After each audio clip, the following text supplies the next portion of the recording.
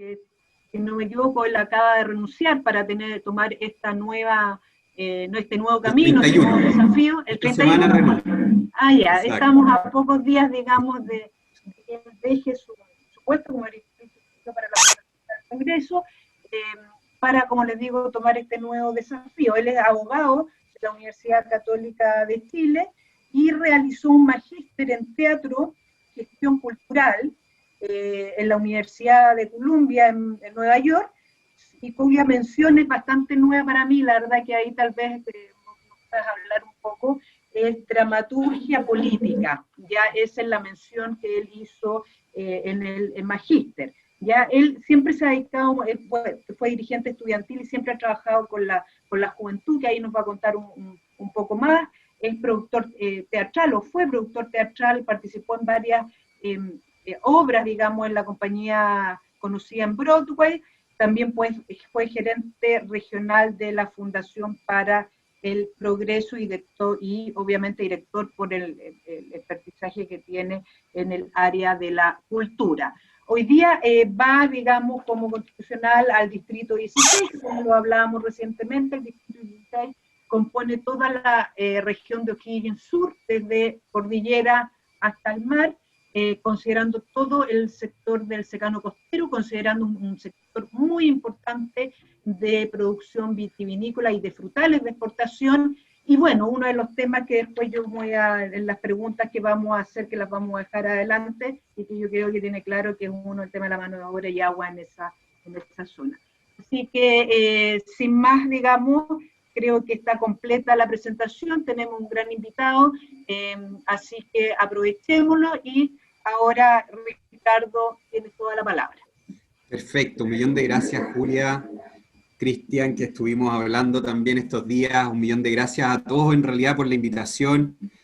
Saludar a esta organización que entiendo que igual varios de ustedes se conocen hace tiempo, pero que se están consolidando ahora como organización Chile Suma, tratando de cambiar un poco el contexto de relacionamiento en el que estamos hoy día viviendo la política y la sociedad en Chile.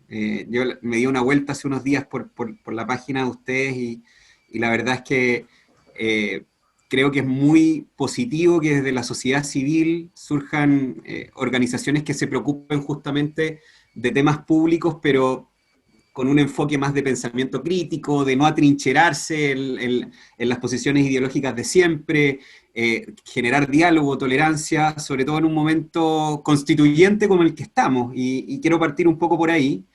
El único disclaimer que voy a hacer es que probablemente me pase de los 20 minutos. Yo la verdad es que creía que iba a tener 45 y que iban a ser 15 preguntas, pero voy a tratar de ajustarlo a 30 para que tengamos 30 minutos de preguntas. Obviamente igual cualquier cosa entre medio me pueden preguntar, pero como les decía, o sea, estamos en un momento constituyente en donde como chilenos tenemos que ponernos de acuerdo en un nuevo pacto social. Y ese pacto social, que se llama Constitución, es una norma, muchos de ustedes saben, el típico cliché, la Carta Suprema, la Carta Fundamental, es justamente la norma jurídica suprema a la cual debe ordenarse el resto del ordenamiento jurídico, por lo tanto no es un tema menor desde el punto de vista político, y como norma jurídica está lleno de artículos, de incisos, de regulaciones, y eso está muy bien, y efectivamente ahí yo me siento preparado para asumir este desafío porque soy abogado. De hecho, fui profesor ayudante de la Cátedra de Derecho Constitucional varios años, así que por ese lado estoy bien, pero si ustedes se fijan en mi presentación, yo también tengo un lado B bastante raro, que en realidad yo no encuentro tan raro, pero que tiene que ver con el teatro. Yo estudié carreras paralelas en la Católica, hice Derecho y Teatro en paralelo en la universidad, y ahora recientemente volví en enero, estuve 3 años, los 3 últimos años, desde el 2017 hasta ahora, viviendo en Nueva York, estudiando un máster en Teatro y Gestión Cultural, y encontré justo en la Universidad de Columbia un programa que de alguna manera mezclaba el derecho, la política y el teatro, que es la mención en dramaturgia política, que justamente es la disciplina que de alguna manera estructura relatos y narrativas políticas. Y de eso se trata, o quiero que se trate un poco la charla de hoy día. Por supuesto, si ustedes quieren que nos centremos en temas más técnicos, más leguleyos, ningún problema, pero más que las leguleyadas clásicas, a las que podrían invitar a ustedes cualquier abogado, digamos, a hablar de la Constitución, y la Constitución se divide en tres partes: la parte orgánica, la parte dogmática y la parte de principio, y bueno, la típica charla del ABC de Derecho Constitucional. A mí me gusta, por mi formación profesional, ver las constituciones no solamente como una norma, sino también como una cristalización de hegemonía cultural. Si ustedes se fijan, desde el punto de vista normativo, las constituciones son esa norma jurídica suprema a la cual debe ordenarse el resto del ordenamiento jurídico, por lo tanto es una ley, desde el punto de vista de la naturaleza jurídica, la constitución, pero es una ley que al mismo tiempo, desde el punto de vista más sociológico que jurídico, es realmente un pacto social. Nos tenemos que poner de acuerdo en una constitución, a través de esos incisos y esos artículos leguleyos, en la forma en que queremos convivir para adelante, a través de acuerdos amplios, transversales, indiscutidos. Por eso es tan importante que esta hoja en blanco se acuerde con una mayoría de 2/3, que mucha gente critica la mayoría de 2/3, pero en realidad es una garantía para que los constituyentes conversemos, porque para incluir algo en esa hoja en blanco hay que ponernos de acuerdo por 2/3. Eso significa que hay que salir a buscar votos al frente. Si la derecha quiere poner algo, tiene que salir a buscar votos de la centroizquierda. Si la izquierda quiere poner algo en la Constitución, tiene que salir a buscar votos de la centro-derecha, y por eso no es de extrañar que el Partido Comunista le cargue la regla de 2/3 y quiera cambiarla al 50+1, porque no le conviene. Y en ese sentido, dentro de estos acuerdos amplios y transversales, acordados por 2/3, antes que lo programático, insisto, antes que las leguleyadas de las que uno puede hablar clásicamente, es muy importante entrar a este momento constituyente con una actitud. Salirnos de la trinchera política en donde la izquierda y la derecha estamos centrados en las ideologías respectivas, y tener una actitud de diálogo, tener una actitud de amistad cívica, tener una actitud en donde seamos capaces de escuchar al otro, no solamente tratar de convencerlo en un diálogo de sordos. Y eso es súper importante, no solamente por la necesidad práctica que tiene que ser así, por la regla de los 2/3 que recién les explicaba, sino que también es importante porque si no, lamentablemente, esta oportunidad histórica que tenemos de generar un nuevo pacto social de manera democrática, no en 4 paredes como han sido nuestras constituciones anteriores, se va a ir a la basura si es que no entramos con esta actitud de diálogo, porque sin actitud de diálogo la discusión constitucional se va a convertir en una especie de árbol de Pascua, de negociación en donde sin el diálogo va a partir una lógica en donde la izquierda va a decir, bueno, yo te respeto el derecho de propiedad de una forma, digamos, que esté bastante consagrada en la Constitución, pero tú dame la autonomía del Banco Central, o qué sé yo. O sea, ese es el riesgo más grande al que podemos entrar desde un punto de vista constituyente, incluso antes de hablar de los contenidos de la Constitución, porque la Constitución, como ley que es, como norma jurídica que es, tiene que tener una consistencia interna. Y si entramos a la constituyente con una lógica de yo te doy esto y tú me das esto otro, vamos a terminar con un Frankenstein jurídico.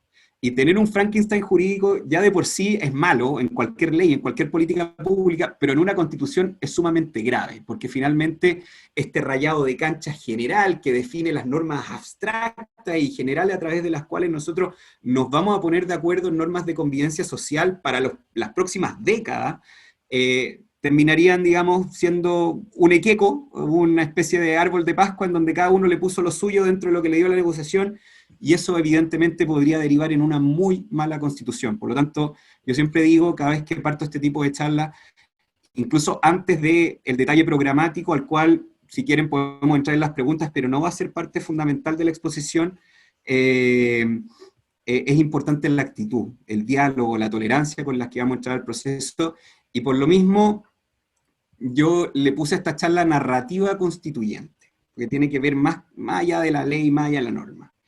Yo les quiero compartir esto contando una anécdota. Esto lo vamos a ver después, en la parte, digamos, más jurídica de la presentación. Lo voy a pasar rápido ahora. Las constituciones en general están divididas principalmente en 2 partes.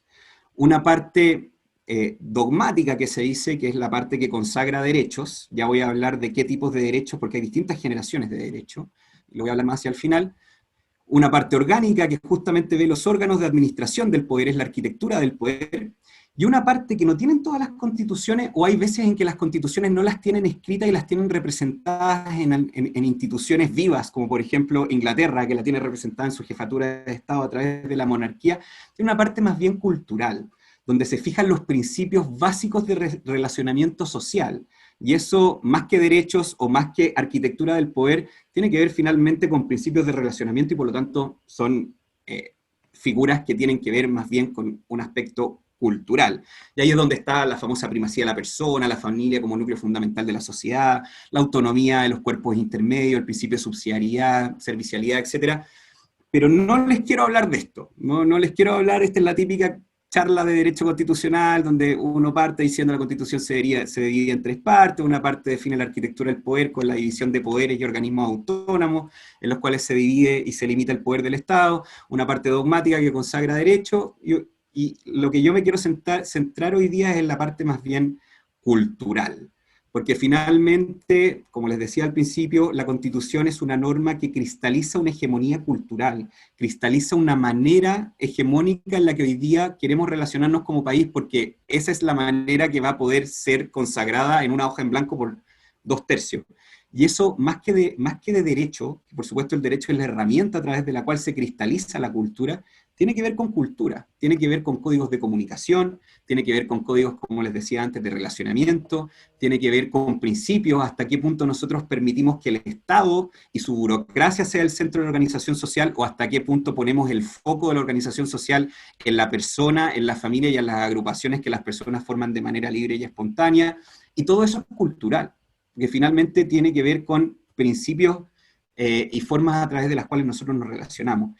Y eso tiene que ver con una narrativa previa, porque la Constitución finalmente va a cristalizar elementos culturales que ya están dando vueltas en el país. Por supuesto pueden haber ciertos cambios, la misma constituyente cataliza de alguna forma ciertos procesos culturales, pero lo que se va a cristalizar en esta Constitución no va a ser muy distinto a las cosas culturales que se han ido asentando en el país de manera hegemónica en los últimos 30 años. Y eso puede ser muy bueno y muy malo. Y quizás me estoy enredando mucho, y cuando uno se enreda mucho, lo mejor es partir con ejemplos, con historias. Este es un ejemplo que yo creo que aclara mucho el tema cultural que yo les quiero hablar. En esta imagen aparece Aristóteles con Alejandro Magno. Alejandro Magno fue, ustedes saben, el conquistador, digamos, más grande que tuvo el mundo antiguo, conquistó básicamente la totalidad del mundo conocido en esa época. Y Alejandro Magno, este gran conquistador griego de Macedonia, él era hijo del rey Filipo II de Macedonia, totalmente cultura helénica, y como era hijo de un rey, tuvo el privilegio de ser educado por los más grandes maestros, y uno de sus maestros fue Aristóteles.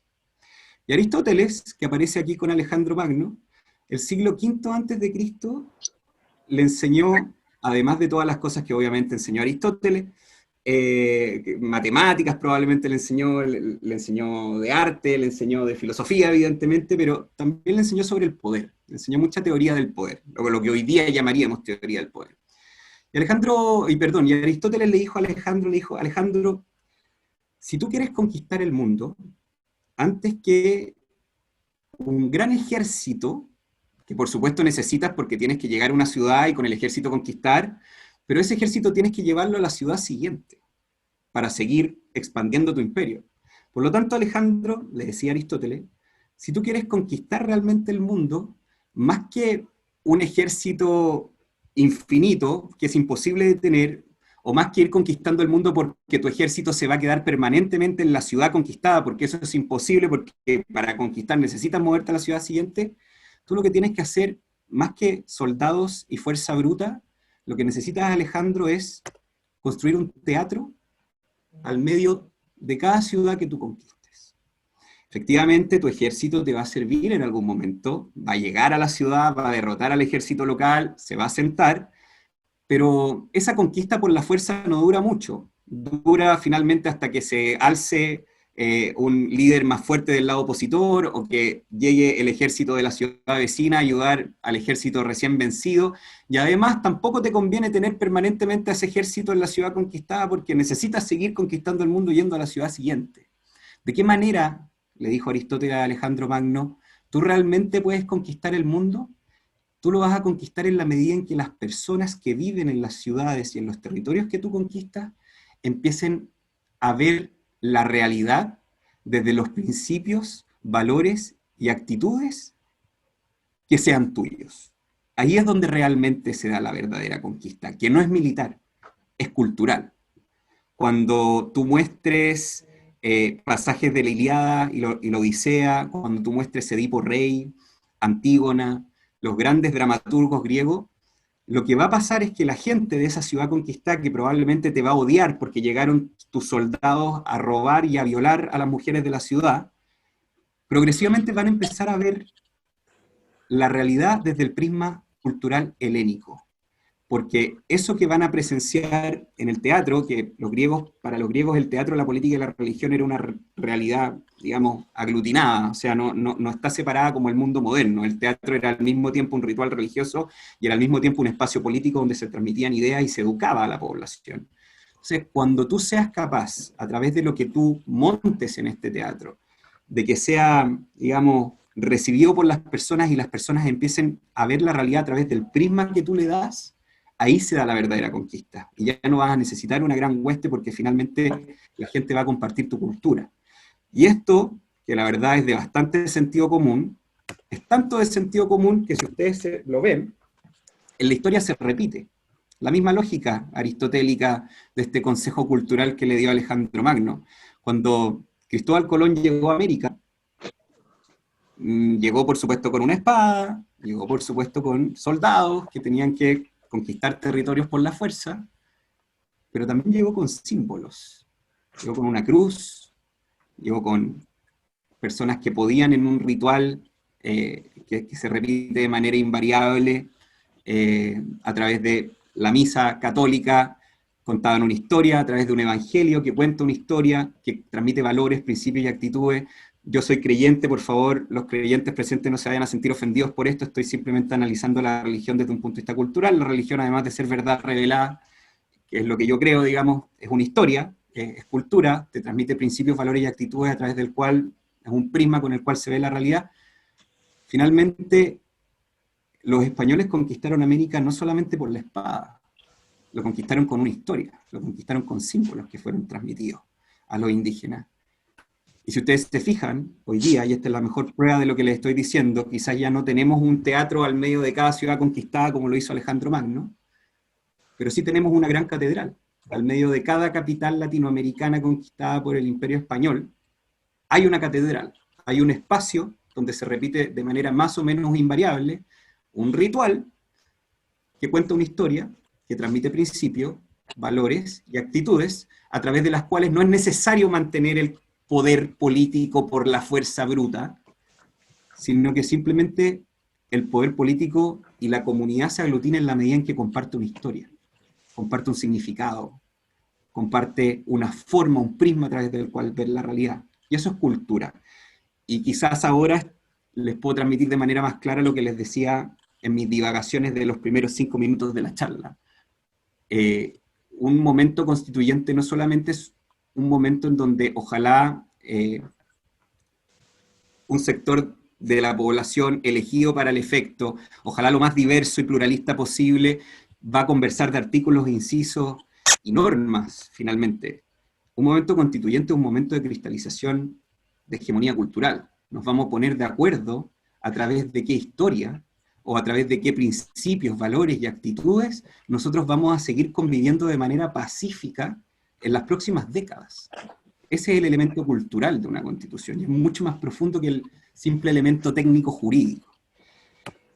Y si ustedes se fijan, por algo a nosotros nos enseñan historias en el colegio, nos enseñan símbolos de poder, la banda presidencial, Bernardo Higgins, que tiene una estructura narrativa que es bien hollywoodense, que partió como el guacho y terminó siendo el director supremo, partió de abajo y terminó arriba.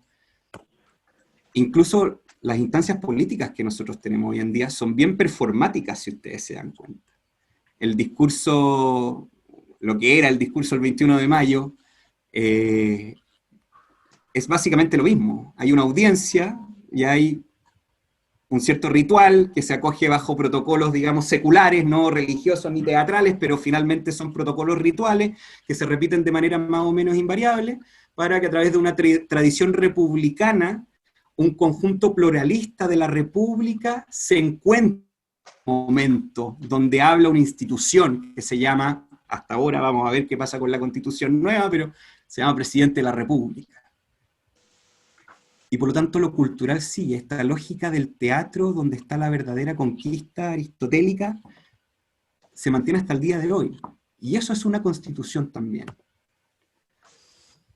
Por lo tanto, y aquí voy a ocupar la frase de un señor que se llama Antonio Gramsci: la cultura es lucha, la cultura es una construcción nítida de la realidad que disputará su estatus con la otra realidad socialmente aceptada de lo cotidiano, del status quo. La lucha entre el arte, lo nuevo, el cambio y el no arte genera una transformación social porque produce encantamiento en el desencantamiento del mundo. Si ustedes se fijan, la narrativa cultural con la que estamos viviendo desde el 18 de octubre justamente es esa. No son 30 pesos, son 30 años. Y pese a que esos 30 años, desde el punto de vista economicista, más técnico, son los mejores años de desarrollo material y social de Chile, en los indicadores que ustedes quieran ver, incluso en el de desigualdad, eso no basta. No basta, y hoy día vemos en las calles no son 30 pesos, son 30 años, o sea, los 30 años de mayor desarrollo de Chile son imputados como los culpables, narrativamente hablando, del estallido social. Y eso es porque hubo un sector político, principalmente la derecha, pero yo aquí creo que el brochazo es bien amplio en las conversaciones constitucionales. La verdad es que el tema derecha-izquierda no vale mucho porque los brochazos son bien amplios, son principios fundamentales, entonces yo diría que más bien lo que fueron los gobiernos de la concertación, o sea, la centroizquierda más la derecha, creyeron que en estos últimos 30 años, porque nosotros crecíamos a un porcentaje decente, nuestra pobreza reducía, nuestro PIB crecía, nuestros edificios crecían, nosotros creíamos, la gente que no tenía auto ahora llega al auto, y muchos empresarios dicen, oye, pero si el problema que tengo hoy día es que no sé dónde ponerle estacionamiento a mis empleados, ¿cómo no van a estar contentos con este modelo de desarrollo? Y la verdad es que los gráficos de oferta y demanda y de crecimiento del PIB pueden ser muy potentes desde el punto de vista técnico, y gente como ustedes y yo probablemente los entendemos, pero a la población no les produce sentido. No porque no lo entiendan, estoy hablando de sentido en términos culturales. O sea, creímos por 30 años que simplemente el crecimiento económico expresado en gráficos y en elementos técnicos le iba a hacer sentido a la gente, y no le hizo. Porque de nuevo hay una realidad cultural que es previa. Y esto lo dijo Antonio Gramsci en los años 20, y por eso la izquierda dura es tan hábil con esto, y pese a que está demostrado que cada vez que tienen el poder, digamos, la izquierda dura, o sea, estoy hablando de los comunistas totalitarios, no estoy hablando de la izquierda razonable, cada vez que tienen el poder, la historia ha demostrado que se equivocan, que tienen la embarrada. El muro de Berlín se cayó en el 89 y el muro se construyó porque el lado comunista la gente se quería ir al lado occidental, que supuestamente era el explotador. Pero aún así, la izquierda sigue manteniendo el poder porque tienen claro que previo a los elementos técnicos, saben que la conquista del poder cultural, y aquí voy a citar a Gramsci, es previa a la del poder político. Y esto se logra mediante la acción concertada de los intelectuales llamados orgánicos, infiltrados en todos los medios de comunicación, expresión y espacios universitarios. Así se construye hegemonía cultural. Y les voy a dar un ejemplo. El año 2006, perdonen, yo sé que estoy un poquito pasado el tiempo, pero es que quiero cerrar este punto y pasamos a las preguntas. El año 2006, si ustedes se acuerdan, fue el primer gran despertar social de Chile, fue el movimiento pingüino. Y yo no quiero entrar aquí a, digamos, hacer un juicio de valor de lo bueno o lo malo que son los movimientos ciudadanos. No son ni buenos ni malos, depende de qué es lo que persigan.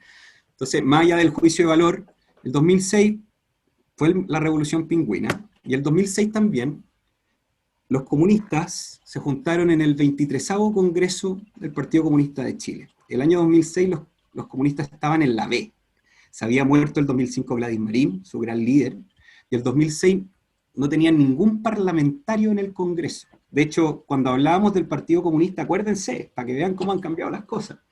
Cuando hablábamos del Partido Comunista en los 90 y a principios de los 2000, se hablaba de la izquierda extraparlamentaria. Y hoy día, y se hablaba de la izquierda extraparlamentaria porque no tenían representación parlamentaria. O sea, no llegaban a tener una representación electoral que les permitiera tener a ningún parlamentario en el Congreso. Hoy día, básicamente, el Partido Comunista son como un poco los moderados dentro de las bancadas del 1% que generó el sistema proporcional, pero el año 2006 el Partido Comunista no tenía ningún parlamentario en el Congreso, había muerto su líder, Gladys Marín, pero como ellos son un partido que desde Gramsci tiene claro que la conquista del poder cultural es previa a la del poder político, no les importa tanto tener una representación marginal en el Congreso.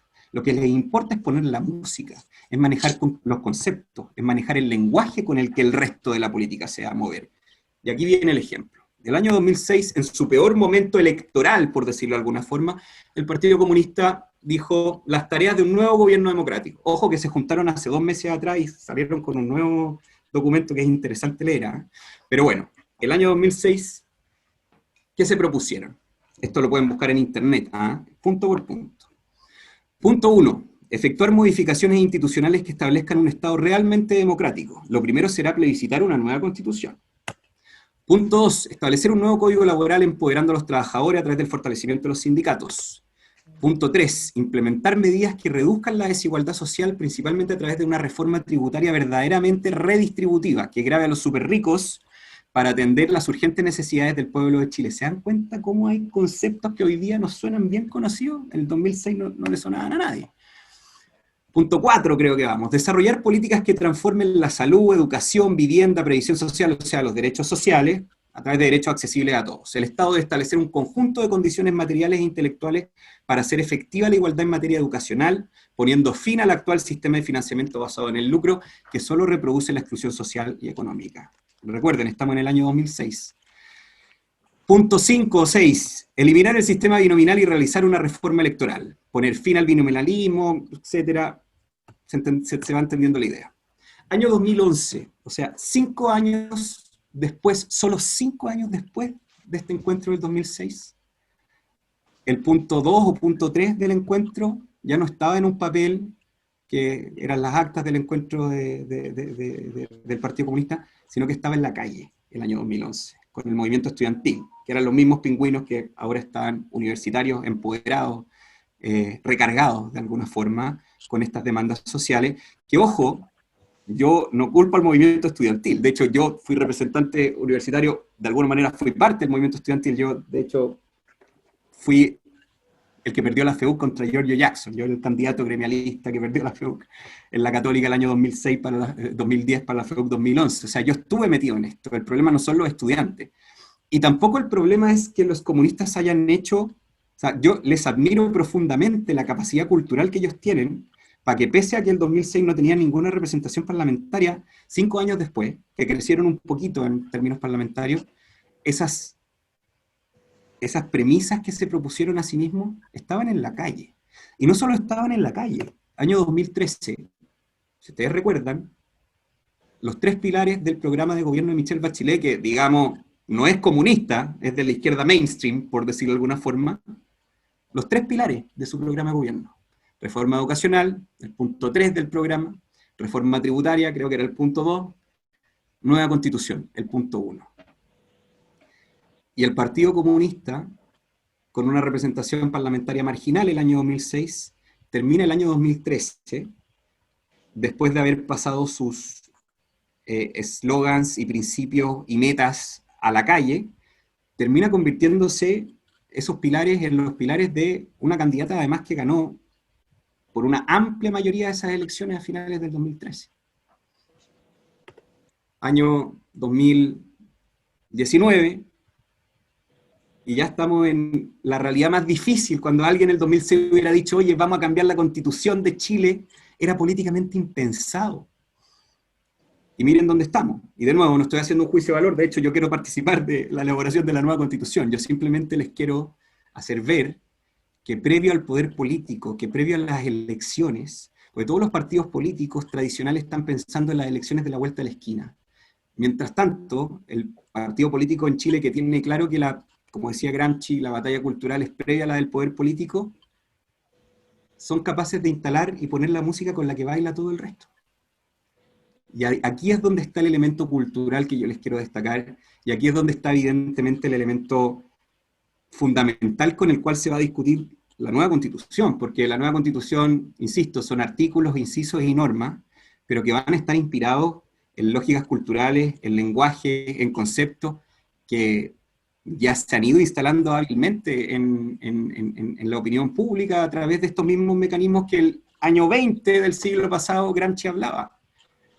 Entonces, cuando nosotros empecemos a hablar de los principios fundamentales de la Constitución, que es la parte cultural que les decía al principio, y hablemos de subsidiariedad, la subsidiariedad como principio, que no es más que un principio que reconoce que la organización política reside primero en los particulares y en la organización, en la familia y en las organizaciones que los particulares desarrollen de manera libre y espontánea, y que de ahí venga la burocracia estatal. O sea, básicamente el principio de subsidiariedad no es más que un principio que reconoce que la resolución de los problemas públicos no es monopolio exclusivo del Estado, y un principio que viene, digamos, desde la doctrina social de la Iglesia, hoy día está manchado culturalmente.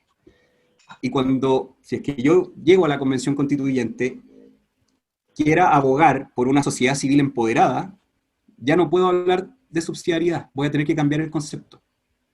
Porque al igual como lo hicieron con la reforma educacional con el concepto lucro, se convierte en un elemento que finalmente estructura el discurso, genera la dramaturgia política y te mueve completamente la balanza de la negociación.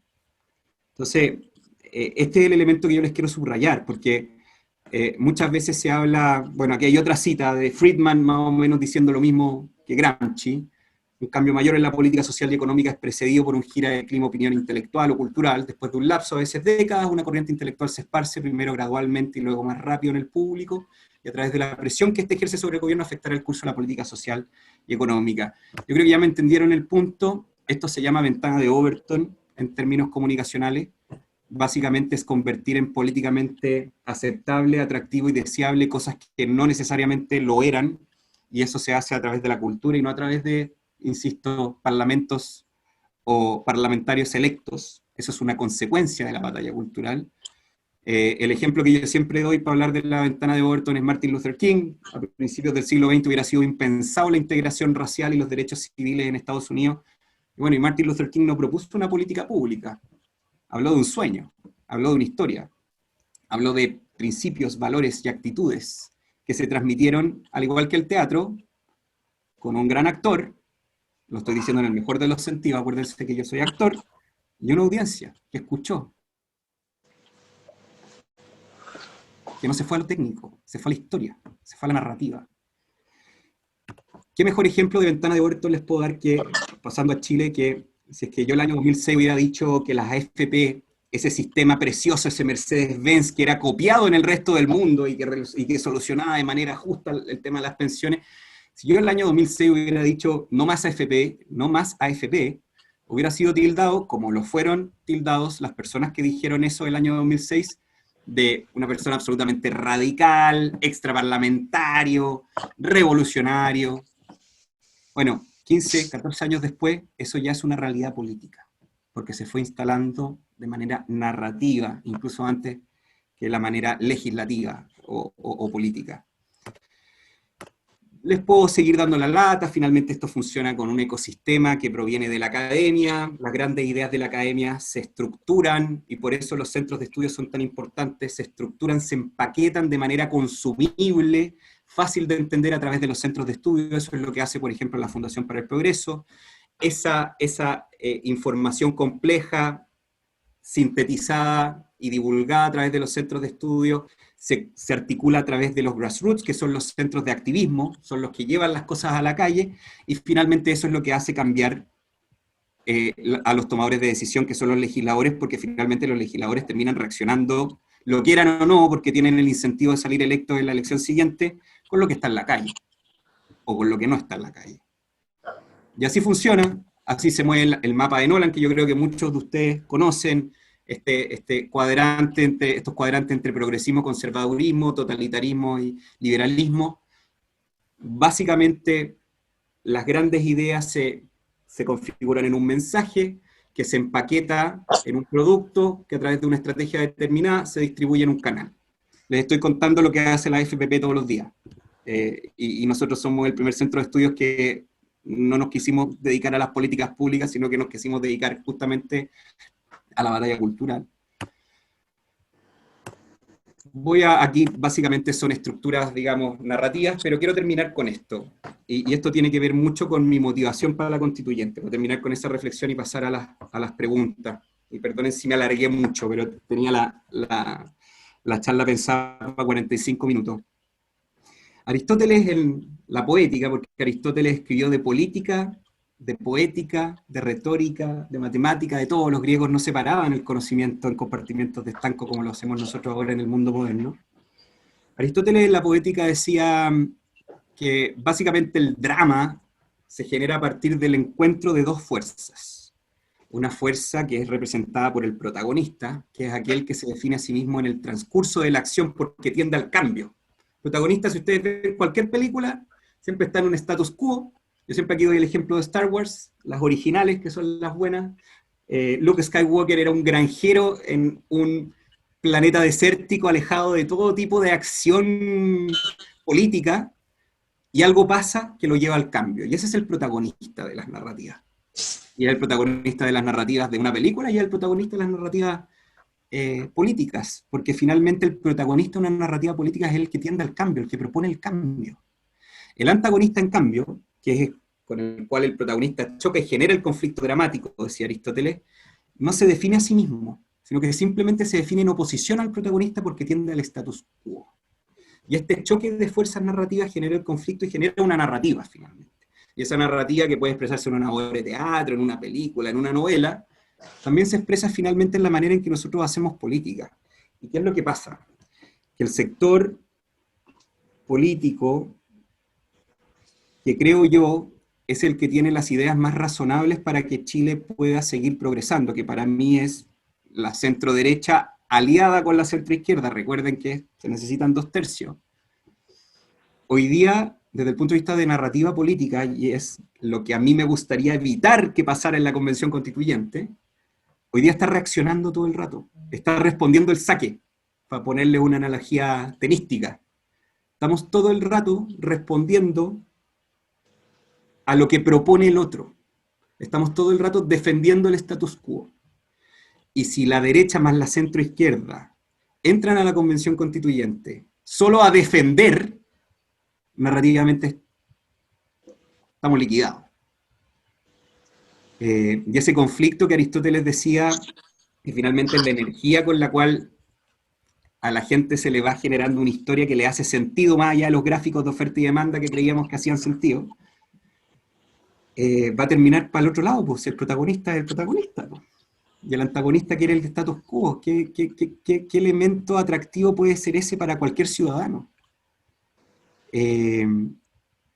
Aristóteles, cuando escribió la poética, hablaba del conflicto en estos términos, y cuando escribió la política, hablaba del conflicto también en estos términos. Aristóteles decía que, básicamente, la política es el arte de administrar conflictos, porque todos los individuos tenemos intereses distintos, pero el arte de administrar conflictos por el bien de la polis.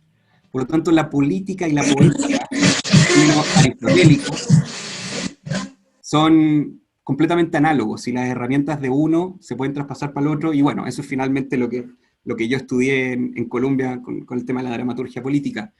Pero como reflexión final en la constituyente, no solamente hay que entrar con las ideas muy claras de qué es lo que queremos defender, porque por supuesto que eso es más o menos claro. Tenemos que tener un sistema que proteja el derecho de propiedad, que dé certeza jurídica. Tenemos que tener un sistema donde las políticas monetarias estén encargadas de un órgano técnico, con criterios técnicos como el Banco Central. Tenemos que tener un Estado moderno, eficiente, que esté al servicio de la persona humana y no al revés.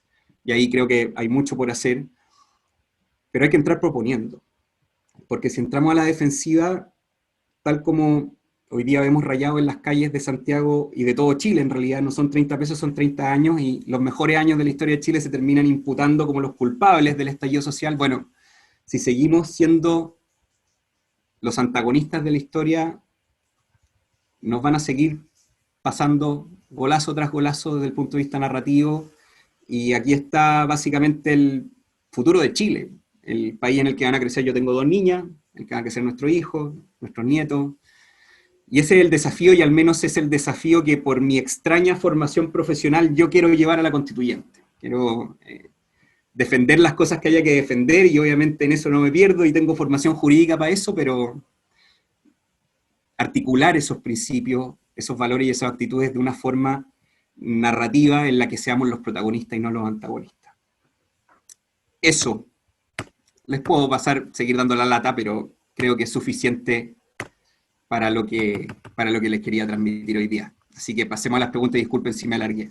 No, muchas gracias, Ricardo, no, ninguna disculpa, estuvo muy, muy interesante, muy atractivo. Yo voy a pasar la primera palabra y después la pido yo, así que sigan pidiendo la palabra vía chat, que es la forma que lo hacemos para que sea ordenado. Se lo pido a Rodrigo. Rodrigo, tú eres de la casa prácticamente, así que por favor te pido, tú sabes el tiempo acotado para la reflexión, no te estoy cortando, mucho menos. Adelante, Rodrigo. Como siempre, tenemos, tenemos censura acá, Julita linda. No, oye, no, si yo no necesito más del tiempo. Primero que nada, Ricardo, un agrado escucharte. Realmente interesante las tesis, el paseo de Aristóteles pasando por Luther King, realmente un manjar.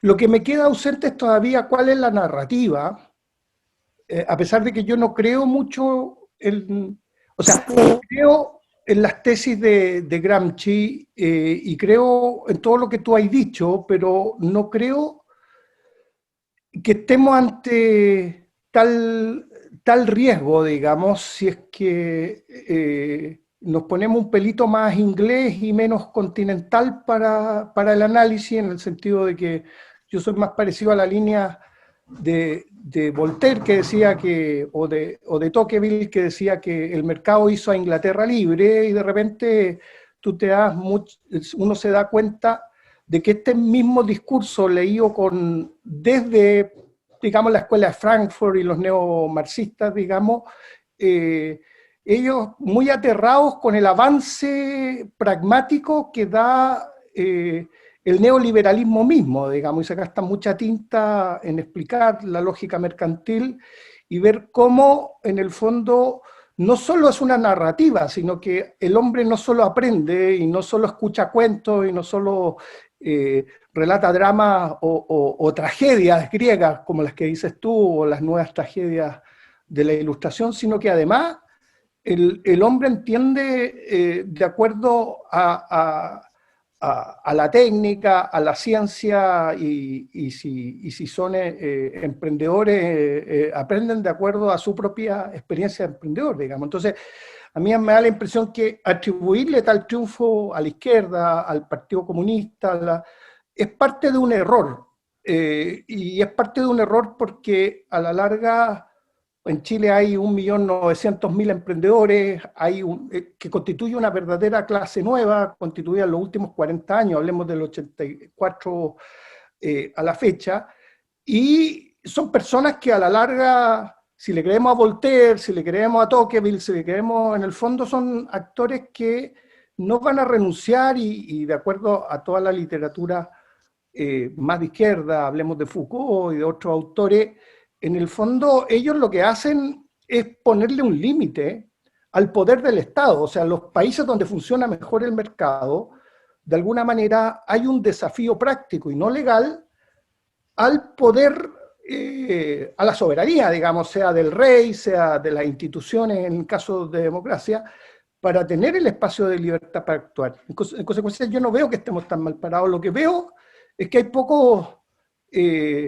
escritores de drama, pocos novelistas que de alguna manera articulen esto de una manera interesante. Entonces, a mí me gustaría, si nos podéis decir cuál es la narrativa, porque está ahí, yo lo que escuché, un gran diagnóstico, y además te vuelvo a felicitar porque fue gratificante, con mucho con mucha historia, pero de alguna manera en la Fundación para el Progreso, todo lo último que me dijiste suena más parecido a lo que ha hecho tradicionalmente la derecha, que es irse a defender con cifras, digamos, o sea, en el fondo ir a buscar el crecimiento, ir a buscar otro, pero de alguna manera la izquierda tiene éxito porque sabe poner el dedo en la llaga. Si el problema de Chile hoy día son los abusos, y la gente se siente abusada y le cambian el nombre a la Plaza Italia por la Plaza de la Dignidad, es porque a mucha gente cree que su dignidad está siendo afectada en Chile,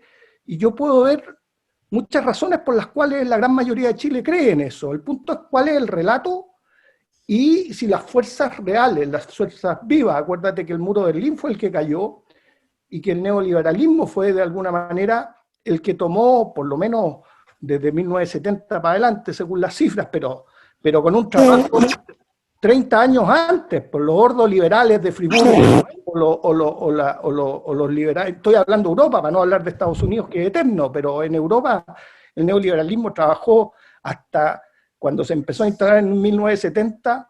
Las principales escuelas ya estaban en 1930, 1945, Hayek y otros, y la democracia cristiana alemana trabajando por un sistema que fue el que triunfó. Entonces, ¿por qué nos sentimos derrotados si al final del día lo que hay que hacer es poner oído a algo que es cierto, que hay abusos en Chile y que hay que solucionar esos abusos, y cuál es la narrativa y por qué vamos a creer en esos abusos, digamos? De acuerdo, sí, súper claro. Mira, yo creo que justamente uno de los problemas que nos tiene hoy día encerrados en este diagnóstico que yo hago es habernos dormido en los laureles fukuyamescos.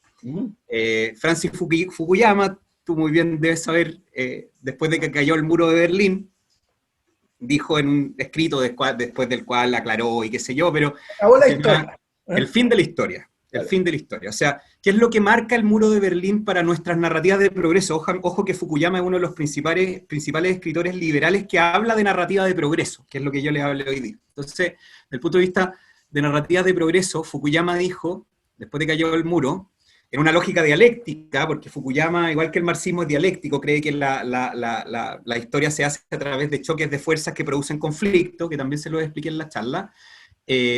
Bueno, si es que finalmente un país con una misma cultura, dividido por la mitad, uno con un sistema de libre intercambio liberal y otro con un sistema totalitario socialista, los socialistas tuvieron que construir un muro para evitar que la gente se fuera para el lado liberal, y evidentemente después de todo lo que duró el muro de Berlín, el muro de Berlín colapsó evidentemente por todo el conflicto social y económico y la debacle, incluso cultural, que vivía la Alemania que se llamaba democrática, que era la Alemania oriental. Fukuyama dijo, se acabó la historia, ya no hay más choque dialéctico, está probado por la historia de que hay ideas que funcionan y hay otras que no, y ni siquiera podemos sacar el dato de que, es que lo que pasa es que hay países que son distintos porque la raza, no, este era el mismo país con la misma cultura. Y esa es la lógica con la que, al menos yo, que nací en el año 87, crecí en los 90. Y en países como Chile, que en los 90 le gustaba denominarse los jaguares de Latinoamérica, justamente porque crecíamos, justamente porque se generaba esta clase emprendedora, se generaban las organizaciones de la sociedad civil, que se triplicaron en estos últimos 30 años, desde que volvió la democracia en Chile. Efectivamente, todo eso, que fue cierto y que yo estoy de acuerdo contigo, y se puede demostrar en la historia, en gráficos, etcétera, nos hizo dormirnos en los laureles de lo técnico y no tener presente de que eso, ojo, no se tiene que poner en reemplazo, sino que tiene que complementarse con la lógica narrativa que la izquierda, que no tiene la razón en términos fukuyamescos, sí sabe manejar bien. Y aquí te voy a responder para cerrar con Aristóteles de nuevo. Te hablé de Aristóteles en la política. Yo te pedí el relato. ¿Qué relato tenís? Voy para allá. Hablé de Aristóteles en la política y en la poética, pero en la retórica Aristóteles dice que para que haya una buena narrativa, y ahí por eso voy a las respuestas, que tengo clara que es la que me hiciste, tienen que confluir tres elementos. Uno es el ethos, el elemento ético, o sea, la narrativa tiene que estar dotada de algo que sea concebido como bueno o como malo, y evidentemente tiene que tirar para lo bueno, ese es el ethos. Hay un segundo elemento que es el logos, que es la lógica, que ahí es donde está lo técnico, y está muy bien que exista, si son ideas que probaron que tienen la razón, que haga sentido, que el silogismo sea perfecto desde el punto de vista retórico, que además el sustento técnico esté bien estructurado, y en eso se ha cumplido.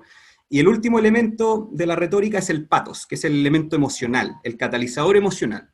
Porque por muy ético y por muy lógico que sea un argumento o una narrativa política, si eso no se puede expresar a la ciudadanía, que es la que, al menos en una democracia, toma las decisiones, no va a sentarse esa hegemonía retórica en el fondo.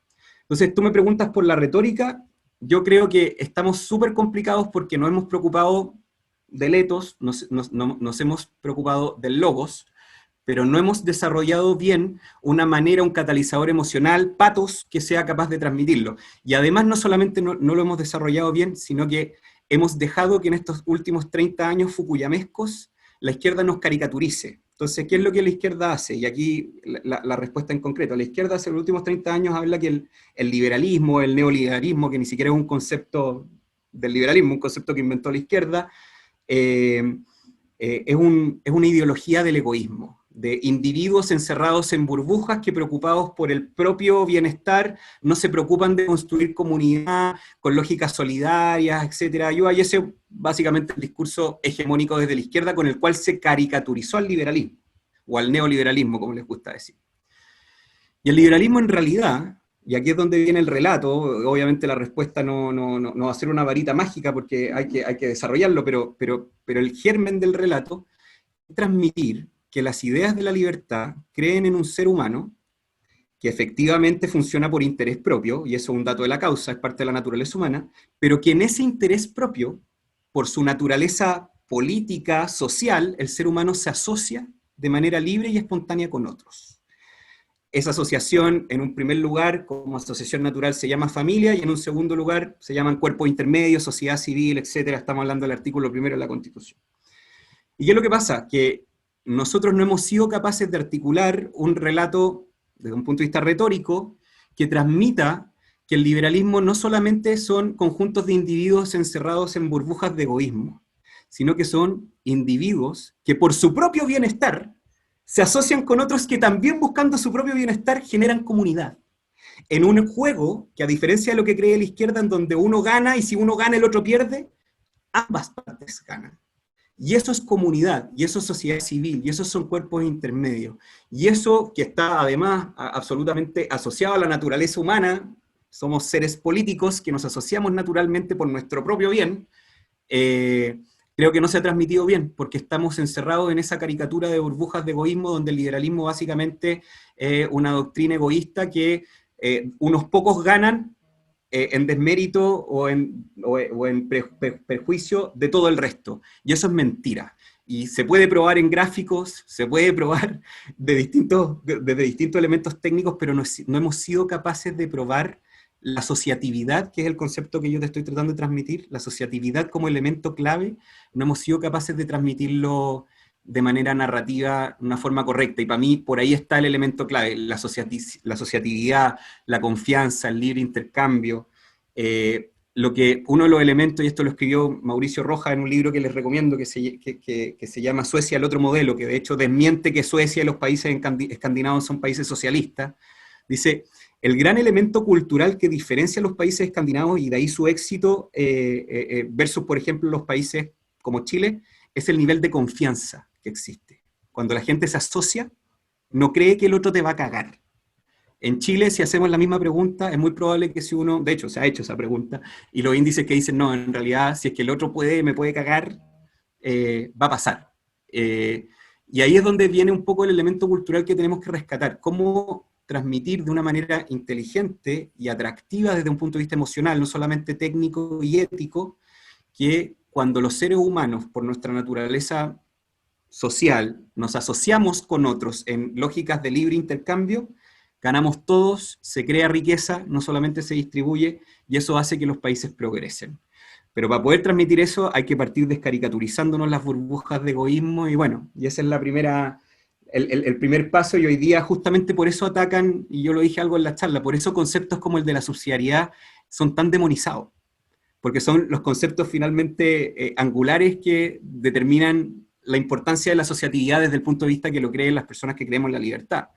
Entonces, por ahí, obviamente, la respuesta de cuál es la narrativa es imposible dártela, pero por ahí están los elementos clave, o sea, descaricaturizar a un liberalismo que se entiende como burbujas de egoísmo y potenciar desde el liberalismo las lógicas asociativas de sociedad civil, de cuerpos intermedios, de finalmente de la capacidad natural que tiene el ser humano para agruparse con otros en función de fines específicos y que en ese encuentro ganan los dos, y no hay uno que gana y otro que pierde.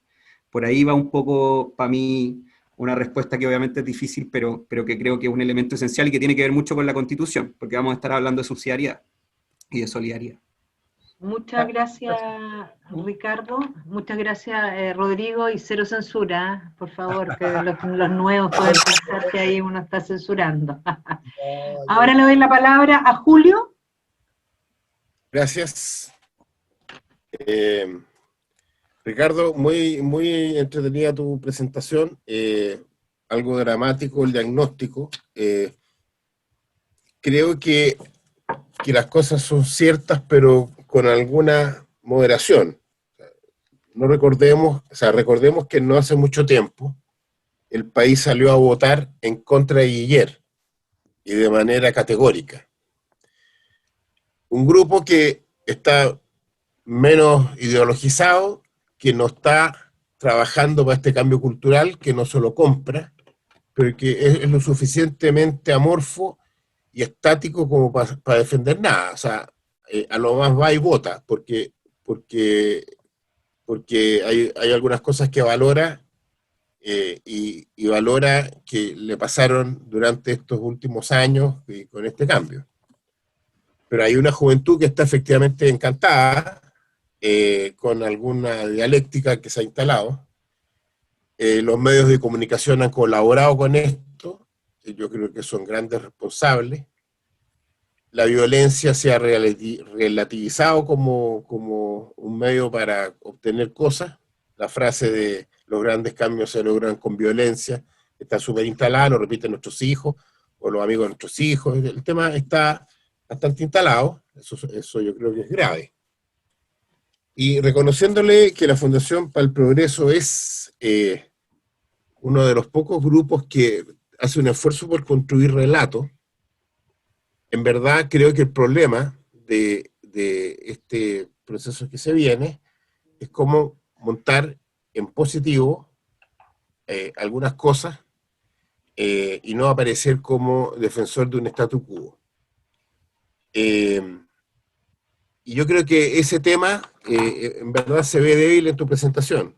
Está súper bueno el diagnóstico, creo que tienes las condiciones, porque además eres actor y por lo tanto eres una persona que tiene herramientas de comunicación con las que podría intentar revertir esto. ¿Cómo piensas tú que se va a poder lograr en un clima de tolerancia instalar algún verbo, ¿no es cierto?, que hoy día esté funado, cuestionado? O sea, nosotros te hemos invitado principalmente porque nuestro foco está puesto en ese problema de la tolerancia. ¿Cómo puedes tú hablar de familia sin que te tilden de intolerante, de fascista, de qué sé yo? ¿Cómo puedes hablar de Estado, de nación, sin que te digan que eres fascista y qué sé yo, homofóbico, que hablas de la unión del matrimonio, qué sé yo? Entonces, es muy difícil hoy día construir un argumento, porque tienes afuera en la plaza un grupo súper organizado que está tratando de aplacarte, de que tú no digas lo que quieras decir, de rabiamente, ¿no es cierto?, coercionar tu argumento, de ridiculizarlo, de poner ejemplos que te dejen mal, ¿no es cierto? ¿Cómo se enfrenta a eso de una manera positiva? Cuando hay mayorías, cuando la gran mayoría piensa de la manera que tú quieres plantear, la gran mayoría del país encuentra que el país está bien, y cuando algún día tuvo que votar, fue a votar y ganó un grupo que no esperaba, o sea, porque estaba en peligro el sistema. Entonces ahora viene un momento en que hay que articularse con la centroizquierda, que gobernó este país también dentro de determinado sistema, y esa centroizquierda tiene vergüenza de ponerse en una foto al lado de la derecha para poder salir a defender unas reglas del juego. Gracias, Entonces, Julio. eso es lo que quería plantear. Gracias, Julio. Ricardo. Sí, yo creo que puedo, digamos, complementarlo harto con la respuesta que di recién. O sea, yo creo que justamente tú diste varios ejemplos, Julio, que me refuerzan el punto. O sea, cómo hablar de familia, cómo hablar de nación, cómo ser capaz de ocupar conceptos, porque es eso, es el uso del lenguaje, que por solo ocupar tal o cual palabra, hoy día desde el punto de vista de hegemonía cultural, tiene una reacción social inmediata.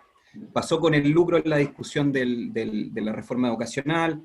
Insisto, y lo dije en la charla, hoy día está pasando, porque hábilmente han demonizado el concepto de subsidiariedad para que entremos ahora a la Convención Constituyente con ese concepto medio demonizado, y vamos a tener que resignificar conceptos, porque los cambios culturales son cambios que son de décadas, de 10, 20, 30 años, tienen que ver con el uso del lenguaje, con el uso de los conceptos.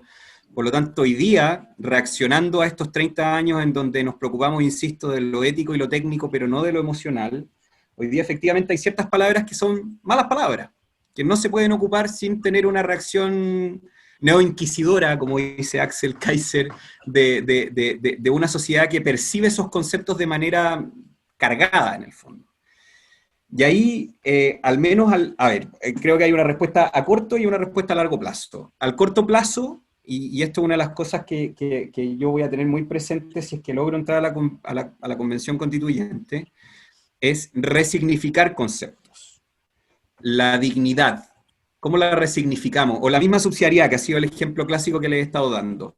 ¿Cómo hablamos de la subsidiariedad sin enmarcarla dentro de ese paraguas conceptual que ya está cargado desde el punto de vista cultural?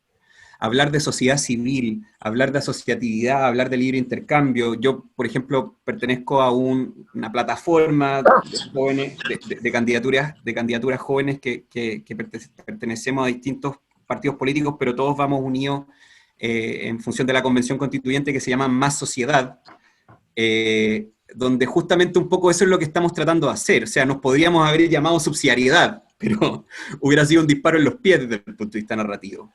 Y finalmente hablar de subsidiariedad, que es un significante que está más o menos quemado, bueno, rescatemos el significado y hablemos de más sociedad. ¿Qué queremos en una constitución? Más sociedad, más tejido social, no más burocracia, más asociatividad, más confianza, que el Estado sea moderno y eficiente y resuelva problemas públicos, pero que también entienda que no tiene el monopolio exclusivo para resolver esos problemas públicos. Eso a corto plazo, que tiene que ver con cómo metemos bajo distintos paraguas conceptuales conceptos o contenidos más bien que consideramos que son importantes, como por ejemplo el foco en la sociedad civil y en una ciudadanía empoderada. A largo plazo es lo que está haciendo la Fundación para el Progreso, y esta es la razón también por la que yo dejo la Fundación ahora esta semana, porque son dos planos distintos. Uno es el plano político de negociación electoral, donde ahí efectivamente hay que ser muy hábil con temas de significado y significante, pero el otro es a largo plazo y tiene que ver con la formación de jóvenes, y es lo que hace la Fundación para el Progreso. La Fundación para el Progreso básicamente forma jóvenes a través de charlas, seminarios, distintos encuentros que transmiten información desde secundarios hasta jóvenes de 29 años, y además divulga ideas. Somos el centro de estudio más potente en Hispanoamérica en presencia digital, o sea, YouTube, Facebook, redes sociales en general. De qué manera, como yo les decía, ideas complejas somos capaces de empaquetarlas en contenidos que sean consumidos de manera amplia, para que a largo plazo, a través de la formación de jóvenes, que son las próximas generaciones que van a tomar la posta, se dé el cambio cultural real. Entonces, para mí por ahí va un poco la respuesta. A corto plazo hay que ser muy hábil en darle paraguas conceptuales distintos a los que ya están cargados a contenidos que nos interesa mantener dentro de una organización social virtuosa. Y para mí una organización social virtuosa es una organización social que se basa en la sociedad civil y no en los burócratas, y a largo plazo formar jóvenes, difundir ideas, hablar de esto, no estar solamente preocupados de armar políticas públicas, porque finalmente las políticas públicas no las va a aprobar nadie si no tenemos la hegemonía cultural. Eso como respuesta, o sea, ahí está el camino a corto plazo que tiene que ver con la convención y a largo plazo que tiene que ver con la formación de jóvenes. Gracias, Ricardo. Patricio Valenzuela. Gracias. Recuerden que es cortita la intervención para la respuesta. Yo no te tengo estoy que salir a las 8:30 y ir saliendo de acá, así que nos quedan 8 minutos. Por eso, para que Voy a podamos tratar también yo de ser más varios. corto, o podemos, si quieren, juntar 3 preguntas y yo irlas tratarlas de como quieran, para tratar de alcanzar a... La mía es bien corta, ¿eh? O sea, perfecto. Bueno, primero felicitarte porque la presentación bastante clara y bien precisa en cuanto a los contenidos. Y dos cosas, o sea, primero la reflexión, cuando hablamos del 2006, se juntó el Partido Comunista, dio 3 líneas de acción que finalmente hicieron realidad. Hay que reconocer que ellos vieron un problema en la sociedad y dieron su fórmula para resolver el problema en 3 cosas: subir los impuestos, hacer la educación gratis, pero había un problema. Entonces tuvieron y avanzaron hacia ese problema y lo hicieron realidad. Coincidimos, hablo en nombre de esta corporación que está haciendo esta charla, en que es muy importante el aspecto cultural, y nuestro foco es en los centros universitarios, o sea, ese segmento que nosotros estamos mirando. Si bien es cierto, acá no hay muchos universitarios, algunos profesores que somos profesores universitarios, pero nuestro foco es hacia la universidad, o sea, estamos claros en eso de la hegemonía cultural. Yendo a la pregunta, en esta forma de ser que tú has dicho que hemos sido muy reactivos y no proactivos, siendo tú un constituyente ya elegido proactivamente, ¿qué es lo que tú propondrías desde el punto de vista cultural? ¿Qué es lo más importante que tú defenderías? Buenísimo. Bueno, yo creo que ha quedado claro que tengo una cierta obsesión en los cuerpos intermedios. Creo que tienen que seguir seguir siendo el centro de la organización social. Hoy día la Constitución actual, en el artículo 1º, inciso 3º, dice que la sociedad se organiza y estructura a través de los cuerpos intermedios, y el Estado tiene que reconocerle su adecuada autonomía para cumplir sus propios fines específicos, porque ahí es donde está la eficiencia de personas que se asocian de manera libre y espontánea para resolver ya sea problemas privados o problemas públicos que no deberían ser monopolio exclusivo del Estado. Para mí eso es un tema fundamental, y hoy día podríamos llamarle subsidiariedad, pero podría cambiarse el paraguas conceptual y ponerle solidaridad o más sociedad o lo que sea, pero ahí hay un elemento fuerte.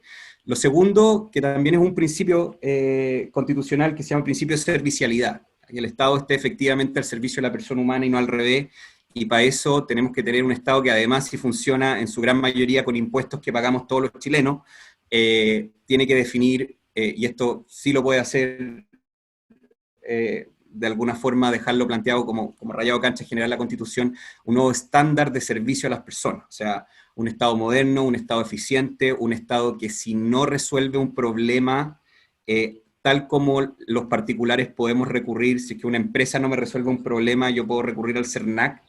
Bueno, si es que el Estado no me resuelve un problema en tiempo y forma, poder recurrir a ciertas instancias, más allá de los recursos de protección que protegen derechos directamente, pero tiene que ver con un estándar de calidad del servicio. Y eso creo que es un estándar que hay que cambiarlo al Estado, y tiene que ver con un principio de servicialidad que hoy día está en la Constitución, pero bien ejecutado a través de organismos públicos que hagan efectivo y en el cual se pueda reclamar una buena calidad de servicio público a través de un Estado moderno y eficiente. Y lo tercero, la descentralización. Y cuando hablo de descentralización, no solamente hablo de descentralización territorial, que es la forma clásica en la que uno entiende, donde el poder político esté distribuido de manera justa a través del territorio, a través de una buena descentralización fiscal, política y administrativa, sino que también descentralización desde el punto de vista de limitación al poder. O sea, efectivamente en la parte orgánica de la Constitución esté bien distribuido territorialmente, pero también orgánicamente, que haya un buen sistema de pesos y contrapesos, de que, por ejemplo, y te pongo un ejemplo concreto, ya le he pegado como 2 o 3 veces al sistema proporcional, y parece que soy un nostálgico del sistema binominal, pero no, me gustaría incluso uno uninominal, pero más allá de ese tema técnico, o sea, que un presidente que es elegido con un programa de gobierno por el cual es elegido, y Piñera fue elegido y le ganó a Guillermo, lo dijo recién Julio, y Bachelet fue elegida y le ganó a Matei el 2013, pero el 2015 cambió el sistema de elección parlamentario. Hoy día, a propósito de descentralización del poder, el poder legislativo no está jugando de manera orgánica y de manera armoniosa con el poder ejecutivo. Los presidentes son incapaces de ejecutar sus programas de gobierno con un parlamento que ya no tiende a los acuerdos como lo hacía el sistema binominal, sino que tiende a los extremos con bancadas que son elegidas con representación bien marginal. Y eso tiene que ver también con la descentralización del poder, porque finalmente si no tenemos, y terminamos, como estamos hoy día, con una especie de parlamentarismo de facto, en donde el presidente o el programa de gobierno del presidente se hace ingobernable y son los parlamentarios los que empiezan a caer con lógica galuchera en propuestas populistas que incluso siendo inconstitucionales siguen adelante. Y eso tiene que ver con descentralización del poder. Y bueno, la descentralización territorial yo creo que todo el mundo lo entiende cuando lo digo, y por supuesto sobre todo siendo un candidato de un distrito fuera de Santiago es una cuestión súper potente, y no tiene que ver, ojo, solamente con, y aquí sí estoy hablando de territorial, con descentralizar recursos, que es la descentralización fiscal, con descentralizar autoridades, con facultades eficientes, que es la descentralización administrativa, con cargos nuevos, que es la descentralización política, y el 11 de abril, además de constituyente, ustedes van a votar por gobernadores regionales. Tiene que ver con también descentralizar talento, o sea, si uno nace en San Fernando, como yo, por ejemplo, yo cuando tenía 12 años sabía que en algún momento me iba a ir a Santiago. Y así todos mis amigos y todos mis compañeros, y nunca más volvieron. Y para mí ha sido un privilegio ahora por esta candidatura estar volviendo como a la zona. Y ahí es donde hay fuga de talento, fuga de capital humano, que también tiene que ver con descentralización y va más allá de la descentralización del Estado. Tiene que ver con descentralización, con que no se fuyen las personas, con que no se fuye el talento. Y eso yo creo que es una cuestión que de mi historia personal me motiva también harto. Entonces, subsidiariedad, servicialidad, descentralización. Eso sería, en resumen, 3 cosas que a mí me importan mucho. Alexei, ¿estás por ahí o no? Ricardo, te felicito. Excelente presentación. Éxito en tu objetivo. Y tengo una pregunta que se relaciona con un tema que estoy estudiando y me gustaría preguntarte, porque tiene mucho que ver con lo que se ha estado comentando ahora último en la charla, que tiene que ver con esta lucha que hay de las narrativas o de las visiones de mundo que hay, ¿no es cierto? Y entonces me pregunto, ¿en qué sentido tú estás preparado para transar y trabajar con personas que están en una visión posmoderna? En el sentido de que, por ejemplo, tu aproximación racional a una conversación racional en la cámara no, me parece casi ingenua, en el sentido de que te estás enfrentando a... Yo sé que tú estuviste en Estados Unidos, al Identity Politics, que nosotros podríamos conocer como corporativismo, ¿no es cierto?, con miradas que son bastante irracionales, y de hecho si tú tratas de instalar lógicas que pueden ser consideradas, comillas, racionales, vas a ser inmediatamente denostado por tu origen, digamos, tu origen dentro de la estructura de poder, ¿correcto? Entonces, ahí donde yo me parece que el diagnóstico que tú hiciste, encuentro que hay una carencia en ese, y que ya se notó un poco, y creo que no es tuya, Ricardo, sino que creo que es justamente lo que le está pasando a las personas que creen en la libertad. O sea, ¿cómo no vamos a tener una épica? ¿Perdón? Exactamente. Tenemos la gran épica. ¿Cómo vamos a estar preocupados de la subsidiariedad si aquí el único villano o el que tiene que estar demostrando que realmente es efectivo es el Estado? No son los particulares. Sobre emprendimiento social, si se hacen análisis sociológicos, ¿quiénes han sido los principales iniciadores de cualquier iniciativa social si no son particulares? Entonces, y al escucharte, Ricardo, veo un poco la culpa o los sentimientos de inferioridad que tiene la gente que cree en la libertad sobre sus propias creencias. Entonces creo que nuestra épica, que ahí yo entiendo que hay una mutación y cada uno tendrá su visión, pero esa conversación es la que hay que tener. Yo comparto contigo, Ricardo, aparte de tu formación, soy actor de teatro muchos años, conozco profundamente lo que estáis hablando sobre las narrativas y los mitos, y nosotros tenemos un ethos que ha sido muy erosionado por la posmodernidad, y creo que sería un aporte a tu campaña, digamos, reflexionar sobre eso tú mismo y fortalecerte, porque más allá de que yo esté de acuerdo contigo o no, quiero escucharte decir tu opinión individual. Frente a tanto discurso colectivo, quiero una opinión individual, alguien que me hable desde su historia y que me dé permiso a mí para hablar de mi historia. Quiero escuchar sobre tus iniciativas de emprendimiento social, porque entonces me dais, como en teatro nos damos permiso para actuar, ¿no es cierto? Entonces, si Ricardo pudo tener ese emprendimiento social, entonces yo también, y me puedo motivar. Me puedo motivar a decir mi pensamiento, a pensar distinto, y esa es nuestra fortaleza. Tú lo sabes bien, porque el otro grupo piensa colectivamente. No deja, aparentemente muestra diversidad, pero en realidad no cree en la diversidad. No cree en que la gente pueda hablar desde sí mismo. Entonces, no me voy a alargar más, pero ese era mi punto, Ricardo. Creo que es un tema bien profundo que el punto. Sí, pues. Pero me ojalá encantaría seguir en contacto contigo, Alexei, para que lo sigamos conversando, porque yo creo que efectivamente tocas el quid del asunto. Y ojo, que evidentemente yo hice el diagnóstico crítico porque efectivamente yo creo que no es lo que yo crea, fue el diagnóstico, digamos, como para decir, este es el punto en el que estamos, en donde estamos entrando a una convención constituyente con 30 años de walkover en la pelea cultural. Entonces, no es un tema de que yo sea autoflagelante con el punto, sino que es justamente porque quiero superarlo, y en ese sentido lo que tú dices es clave. ¿Cómo superarlo en un contexto de posmodernidad? Mira, solo para decirlo, porque claro, creo que hay una respuesta filosófica súper profunda que me gustaría seguir desarrollando contigo, sobre todo si compartimos el teatro en común, que muchas veces la gente como que ve las artes como una cuestión, digamos, más bien secundaria, y que yo creo que es clave para todas estas cosas que hemos estado hablando, pero al menos para tratar de tocar de alguna forma el punto de la batalla contra la posmodernidad.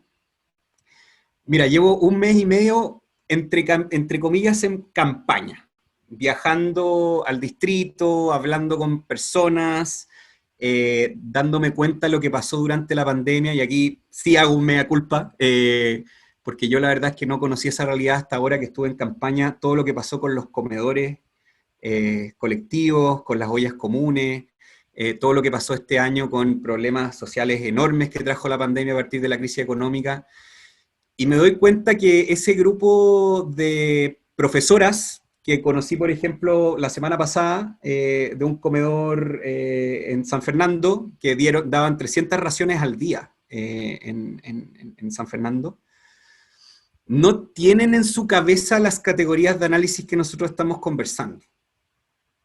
No tienen el posmodernismo en su cabeza. Lo que ellos tienen en su cabeza es, somos vecinos, somos profesoras, eso me lo decían mucho, tuvimos la suerte, siendo profesoras, de no tener que estarnos moviendo tanto, y eso, que fue una suerte, quisimos ocuparlo constructivamente, organizándonos con un comedor para el barrio, porque nuestros vecinos están sin pega, lo están pasando mal, y etc. Y si eso no es tejido social, si eso no es el foco en el cual una constitución tiene que estar claro, que es justamente la sociedad civil, y no la burocracia, si ese no es el tejido social con el cual nosotros tenemos que construir el futuro del país, en vez de tejido burocrático, que es un poco el susto a partir de este contexto cultural en el que estamos, que se produzca en la Constitución.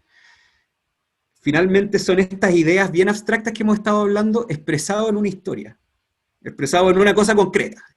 El comedor Marcelino Champañat de la Villa Champañat en San Fernando. Y ahí hay sociedad, y ahí hay tejido social, y ahí hay principio de subsidiariedad. Si tú te fijáis, porque el Estado no llegó a esa villa a darle comida a la gente, y no hubiera llegado, porque la plata se hubiera gastado en burocracia, entre medio. Bueno, esa es la historia de Marcelino Champañat. Bueno, yo soy marista, por eso me sale también. Yo soy marista, por eso te lo digo, ya caché. Buenísimo, mira, que tenemos otra cosa en común, pero lo que yo te quiero decir es justamente eso, o sea... Bueno, y de hecho Marcelino Champañat en un contexto de Revolución Francesa, bueno, ya, en fin, pero Pero lo que yo te quiero decir es que ahí es donde están nuestras ideas, po, y son ideas de las cuales yo soy orgulloso, no estoy culposo. La parte culposa de mi exposición es simplemente porque yo quiero hacer un diagnóstico cruento, porque quiero generar conciencia de que si seguimos preocupados exclusivamente de lo técnico y de los datos que efectivamente muestran que en este país los últimos 30 años se creó una clase media que antes no existía, se creó una clase emprendedora que antes no existía, se crearon organizaciones de la sociedad civil que se triplicaron, insisto, estos últimos 30 años. Bueno, pero ahí están las ideas, po, y me dan orgullo esas ideas, no culpa. El problema es que lo que me da culpa, y más que culpa, lo que me da frustración, es que no fuimos capaces antes de darnos cuenta de esto y creímos que el gráfico iba a ser suficiente para hacerle sentido a la gente, el modelo progreso. Y ahí es donde está el punto, y qué bueno que tu pregunta me permite aclararlo, porque en el fondo, evidentemente yo también salgo frustrado con mi presentación, pues sí, es un poco el objetivo narrativo emocional que yo busco generar, pues. Pero también, y con esto cierro, cuando camino por San Fernando, principalmente, y en la comuna en la que está enfocado ahora, y me encuentro con esta historia, me doy cuenta que nuestras ideas están en ejecución, y simplemente hay que concientizar que ahí están nuestras ideas. Y ahí es donde está el tema narrativo, porque cuando uno habla de ollas comunes, uno piensa en la izquierda, irónicamente, o sea, la gente en general, o sea, como no, la olla común es una cosa súper social, y los sociales de la izquierda, y la palabra dignidad es de la izquierda, y hemos dejado que nos capitalicen tantas palabras claves que en realidad son de un sector que ni siquiera voy a hablar de derecha, de un sector que cree en la libertad, que es un poquito más amplio y que yo creo que hace 2/3. Y ahí está mi motivación. Pues yo te agradezco tanto la pregunta porque me permite también cerrar de manera más concreta y emocional a este, obviamente, diagnóstico que yo sé que es duro, pero que, por supuesto, hay que hacer también. Hay que ser autocrítico. Así que, Alexei, yo le voy a pedir, me voy a tomar la libertad de pedirle a Cristian Rubio que me mande tu contacto, porque me encantaría seguir en contacto contigo.